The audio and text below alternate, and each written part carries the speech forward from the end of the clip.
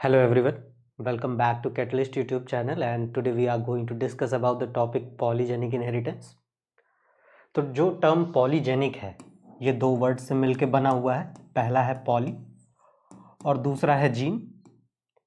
तो पॉली का मतलब होता है मल्टीपल, तो और जीन के बारे में तो पिछले दो वीडियोस से हम डिस्कस कर रहे हैं, ये आपको बहुत अच्छे से पता होगा।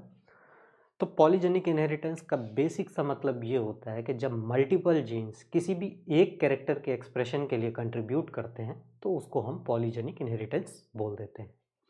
ठीक है, अब जो फिनोटिपिक ट्रेट होता है वो दो तरह का होता है, qualitative inheritance and quantitative inheritance. अब इसका मतलब क्या होता है, जो मेंडेलियन ट्रेट्स थे अभी तक हमने जो देखा वो क्वालिटेटिव इनहेरिटेंस के अंदर आते हैं। इसका मतलब कि हमारे पास एक डोमिनेंट एलील था, एक रिसेसिव एलील था और एक डोमिनेंट एलील ही एक्सप्रेस कर रहा था।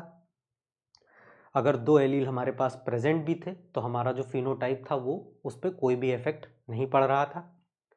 यहीं पे क्वांटिटेटिव इनहेरिटेंस में क्या होता है कि मल्टीपल एलील जीन्स होते हैं, एलील्स नहीं मल्टीपल जीन्स होते हैं जो कि किसी भी एक कैरेक्टर के एक्सप्रेशन में हेल्प करते हैं और इनको हम लेंथ, नंबर या वेट के टर्म्स में हम मेज़र भी कर सकते हैं, तो इसलिए इसको हम मैट्रिक ट्रेट भी बोल देते हैं। और क्वालिटेटिव इनहेरिटेंस को हम मोनोजेनिक इनहेरिटेंस भी बोलते हैं क्योंकि यहाँ पर एक ही जीन जो है वो डिसाइड कर रहा है कि क्या एक्सप्रेस होगा। ठीक, अब पॉलीजेनिक इनहेरिटेंस में क्या बताया गया कि expression is due to cumulative effect of the gene. Cumulative effect का मतलब है कि एडिटिव इफेक्ट हो रहा है। इसको ऐसे समझ सकते हैं कि मान लीजिए हम लोग क्रिकेट मैच खेलने गए और हमारे पास बॉल नहीं है, लेकिन हमारे पास टीम में 6-7 मेंबर हैं। तो हम क्या करेंगे, हम बोलेंगे कि चलो सब लोग थोड़ा थोड़ा पैसा कंट्रीब्यूट करो, एक बॉल लेके आते हैं। तो वैसे ही यहाँ पे भी होता है कि जो मल्टीपल जीन्स होते हैं वो थोड़ा थोड़ा कंट्रीब्यूट करते हैं जिससे कि किसी एक कैरेक्टर का एक्सप्रेशन हो जाता है। The full trait is shown only when all the dominant genes are present. इसका मतलब ये है कि कोई भी अगर कैरेक्टर है वो फुली एक्सप्रेस तभी होगा जब सारे के सारे डोमिनेंट एलील प्रेजेंट होंगे।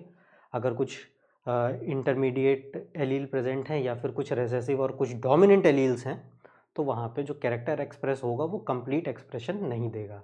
और अगर सारे के सारे रेसेसिव प्रेजेंट हैं तो वो एक डिस्टिंक्ट ट्रेट और वो एक कंट्रास्टिंग ट्रेट हो जाएगा।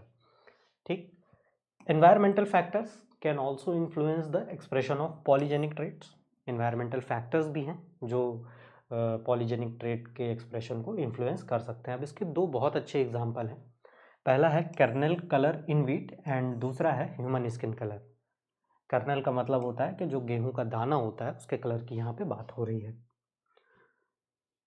अब एक चीज़ ये भी याद रखेंगे कि अगर हमारे पास एक पेयर ऑफ पॉलीजीन है तो 3 फिनोटाइप एक्सप्रेस होते हैं, 2 पेयर ऑफ पॉलीजीन्स हैं तो 5 फिनोटाइप एक्सप्रेस होंगे और 3 पेयर ऑफ पॉलीजीन्स हैं तो 7 पेयर ऑफ फिनोटाइप एक्सप्रेस होंगे। अभी आगे हम देखेंगे भी तो ज़्यादा समझ में आएगा कि क्या बात कहना चाह रहे हैं।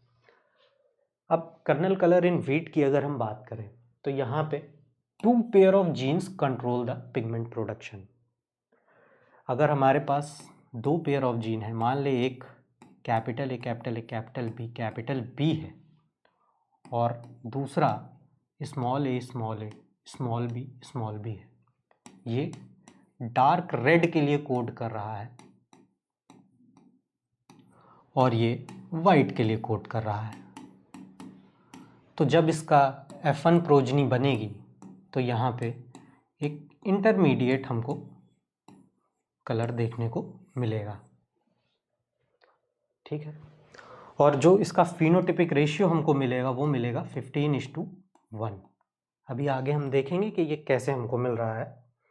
तो यहाँ पर वही बात करी गई कि अगर हमारे पास एक कंप्लीटली होमोजाइगस डोमिनेंट एलील है और हमारे पास एक पेरेंट है जो कि होमोजाइगस रेसेसिव है और इनका अगर क्रॉस हो रहा है और F1 जनरेशन में हमारे पास जो प्रोजनी बन रही है वो capital A capital B small B है और वो इंटरमीडिएट रेड टाइप का है, और जब हम इसकी सेल्फिंग कराएंगे तो हमें 15:1 का रेशियो मिलेगा जिसमें 15 रेड कलर के होंगे और एक वाइट कलर का होगा।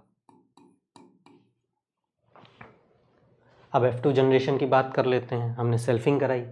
अब यहाँ पे हमें क्या देखने को मिल रहा है, यहाँ पे ये डार्क रेड है, ठीक, बाकी 4 हमें मीडियम डार्क रेड मिल रहे हैं, 6 हमको मीडियम रेड मिल रहे हैं, 4 हमको लाइट रेड मिल रहे हैं और एक कंप्लीटली वाइट मिल रहा है। तो यहाँ पे जो फिनोटिपिक रेशियो होगा वो क्या हो जाएगा, फिनोटिपिक रेशियो जो है वो हो जाएगा 1:4:6:4:1। हमारे पास कितने पेयर ऑफ पॉलीजीन्स थे, 2, और यहाँ पे हमें फिनोटाइप कितने मिले, 5। टेबल में लिखा हुआ था ना, तो वही चीज़ है। यहाँ पे एक जो है ये डार्क रेड है और ये जो 4 हैं वो मीडियम डार्क रेड हैं, 6 मीडियम रेड हैं, 4 लाइट रेड हैं और 1 कंप्लीटली वाइट है। ठीक है, इतनी बात समझ में आई। अब जो दूसरा एग्जांपल है उस पे अगर हम आए कि जो ह्यूमन स्किन कलर होता है वो भी एक पॉलीजेनिक इनहेरिटेंस का ही एग्जांपल है। अब हमें पता है कि human skin colour is caused by a pigment melanin. जो मेलानिन पिगमेंट होता है हमारी स्किन में, उसकी वजह से हमारा जो स्किन का कलर होता है वो आता है। अब इसको हम मेलाटोनिन से नहीं कंफ्यूज करेंगे, क्योंकि मेलाटोनिन जो होता है वो एक हार्मोन होता है। मेलाटोनिन जो है वो एक हार्मोन होता है और इसका काम कहाँ पे होता है, ये स्लीप वेक साइकिल में रेगुलेट करने में हेल्प करता है। तो इसको मेलाटोनिन से नहीं कंफ्यूज करेंगे। मेलानिन एक पिगमेंट है जो कि ह्यूमन स्किन कलर को कॉज करता है। और डेवनपोर्ट ने इसके बारे में बताया था कि ह्यूमन का जो कलर है वो क्यूमुलेटिव जीन्स की वजह से आता है। और यहाँ पे 3 पेयर ऑफ पॉलीजीन्स होते हैं, capital A, capital B and capital C. तो अगर हम capital A, capital B, capital C को प्योर ब्लैक है, क्योंकि हमने वहाँ पे क्या बात करी थी कि पूरा ट्रेट तभी एक्सप्रेस होगा जब हमारे पास ऑल डोमिनेंट एलील्स प्रेजेंट होंगे। तो यहाँ पर हमारे पास में capital A, capital B, capital C अगर है तो ये प्योर ब्लैक बनाएगा और प्योर वाइट ऑल रिसेसिव होगा। और जो हमें इंटरमीडिएट मिलेगा वो मुलाटो कलर का होगा, ये एक इंटरमीडिएट कलर है। ठीक, अगर इसकी हम सेल्फिंग करवाएंगे, क्योंकि हमारे पास 3 पेयर ऑफ पॉलीजीन्स हैं, तो हमें 7 फिनोटाइप देखने को मिलेंगे। तो ये एक एग्जाम्पल है, ये एक फ़ोटो है जिसमें कि सारे ह्यूमन स्किन कलर को बताया गया है, दिखाया गया है। इसको देख के एक ऐड का याद आ रहा है कि वो क्लेम करते थे कि ऑल ब्लैक से ऑल वाइट सिर्फ 15 दिनों में। तो बस एक छोटा सा बात इसको ऐसे ही समझ सकते हैं कि कौवा चाहे जितना भी ब्यूटी प्रोडक्ट लगा ले, लेकिन वो अपने जीन्स बदल के हंस नहीं बन सकता है। और यहाँ पे जो पॉसिबल एलील के कॉम्बिनेशन है उसके गेमीट्स 8 गेमीट्स बनेंगे। और अगर हम F2 जनरेशन में 8 गेमीट्स अगर हम पनेट स्क्वायर बना के अगर हम क्रॉस कराएं तो हमें 64 स्क्वायर्स मिलेंगे, जिसमें हम 8 गेमीट्स एक साइड पे और 8 गेमीट्स दूसरी साइड पे रख के हम वहाँ पे पनेट स्क्वायर बना के उसमें देख सकते हैं कि हमें क्या क्या कॉम्बिनेशंस मिल रहे हैं।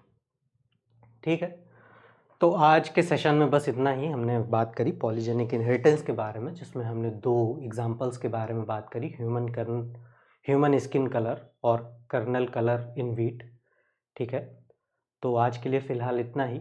पढ़ते रहिए, और अगर कभी आगे चल के अगर आप पे कोई रेशियल कमेंट कर दे तो आप उससे ये बोल सकते हैं कि जिनके पास रिसेसिव एलील होते हैं वो डोमिनेंट एलील वालों पे कमेंट नहीं किया करते, या फिर अदर वे राउंड। अगर आपके मन में ये बात आती है कि किसी पे रेशियल कमेंट करना है, तो आप एक बात ये ज़रूर सोच लीजिएगा कि सामने वाले के पास में आपसे ज़्यादा डोमिनेंट एलील्स प्रेजेंट हैं।